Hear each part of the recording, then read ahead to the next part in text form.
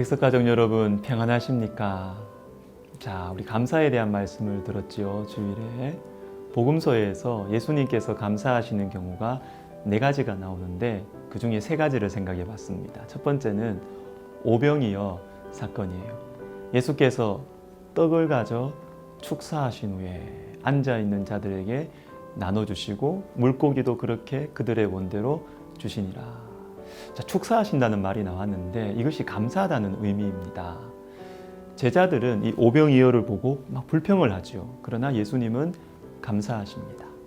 작고 보잘것없는 이 보리떡, 지금 우리에게 있는, 나에게 있는 이 작은 것을 가지고 감사하십니다. 그러니까 수많은 사람들을 먹이는 기적이 일어나는 것이죠.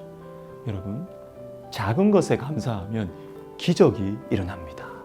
그런데 사실 내 주변에 있는 것, 내 손 안에 있는 것은 다 작게 여겨지지 않습니까? 남의 떡이 커 보이지. 내한테 있는 건 익숙하니까, 당연하니까 작아 보이죠. 여러분, 아니에요. 작은 것에 감사합시다. 지금 나에게 있는 것들에 감사하면 하나님의 능력이 나타날 것입니다. 스펄전 목사님 했던 말 기억나시죠?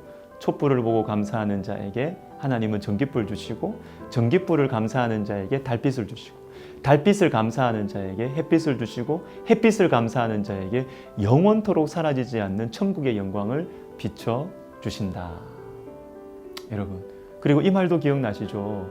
사람은 그가 필요로 하는 것을 찾아서 온 세상을 이렇게 돌아다니다가 어디에? 집에 돌아와서야 그것을 발견한다라는 것입니다. 여러분, 가까운 곳에 감사의 제목이 있습니다. 작은 것에, 지금 나에게 있는 것에 감사할 때 하나님께서 역사하시는 것입니다.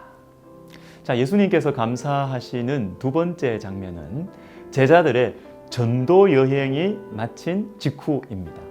누가복음 10장인데요. 21절, 그때 예수께서 성령으로 기뻐하시며 이르시되 천지의 주제이신 아버지여, 이것을 지혜롭고 슬기 있는 자들에게는 숨기시고 어린아이들에게는 나타내심을 감사하나이다. 옳소이다. 이렇게 된 것이 아버지의 뜻이니이다.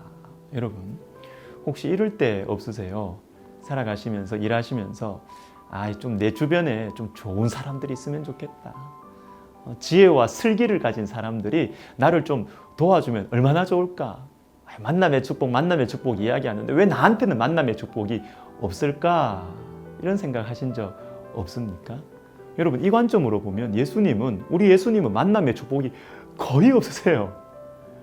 그러나 미련하고 연약한 제자들을, 이들을 데리고 이분을 버리지 않으셨어요. 이들을 바꾸지 않으셨습니다. 오히려 품어내고 가르치고 위하여 기도하고 섬기고 사랑하시면서 이 어린아이 같은 제자들을 통해서 하나님의 일을 하는 것을 감사하고 기뻐하셨어요. 여러분, 부족한 사람들이 주님의 은혜와 사랑 안에서 변화되어서 부족한 사람들이 주님의 일을 감당하는 것, 이것이 하나님의 뜻이고 예수님의 감사였습니다. 여러분, 주님을 알아간다는 게 뭐예요? 성경을 배워가고 말씀이 우리 속에 들어와서 우리가 변화된다는 것이 도대체 무엇입니까? 그것은 삶의 모든 것들이 성경의 가치관으로 변해가는 것입니다. 하루에도 몇 개씩 주어지는 문제들, 일들, 이걸 성경의 방식으로 해나가는 것입니다. 이건 쉽지 않죠. 말은 쉽지만 시간이 걸리고 시행착오들을 겪습니다. 첫 번째는 예수 믿고 축복받는 거예요.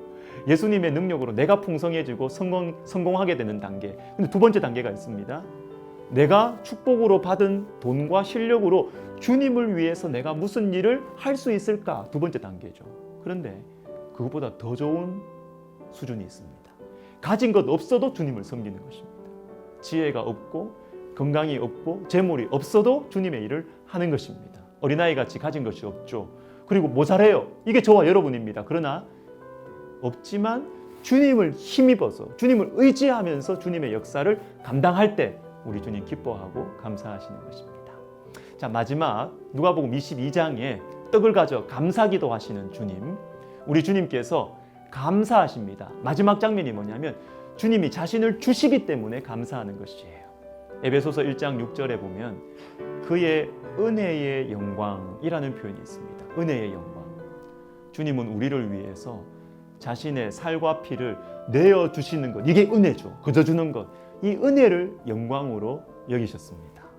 받아서 영광이 아니라 줘서, 살아서가 아니라 내가 너희를 위해서 죽어서 영광을 받으셨습니다. 여러분, 우리가 주님을 알면, 복음을 알면, 주님의 십자가를 알면 모든 것이 감사하게 돼요. 왜? 다 받았으니까. 이미 가장 귀한 것을 받았으니까. 십자가에는 하나님의 모든 재산과 모든 사랑과 모든 수고가 십자가에 쏟아 부어져 있기 때문입니다. 데살로니가전서 5장 18절, 범사에 감사하라. 이것이 그리스도 예수 안에서 너희를 향하신 하나님의 뜻이니라. 하나님의 전 재산이 쏟아 부어진 그리스도 예수 때문에 범사에 모든 일에 감사할 수 있습니다. 아니, 감사해도 됩니다, 여러분. 마음 놓고. 왜? 다 받았으니까요. 제일 귀한 것을 받았기 때문입니다. 그런데 여러분, 엎드려야 작은 것이 보인다는 거 아세요? 좀 느려야, 시간을 내야 작은 움직임이 보입니다. 엎드릴 때, 느려질 때 십자가가 보입니다. 여러분, 기도해야 감사할 수 있어요. 멈춰서야 감사할 수 있습니다.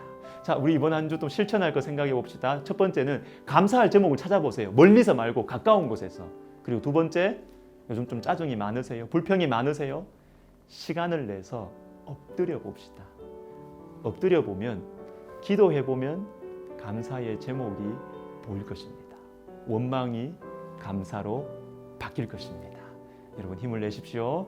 사랑하고 축복합니다.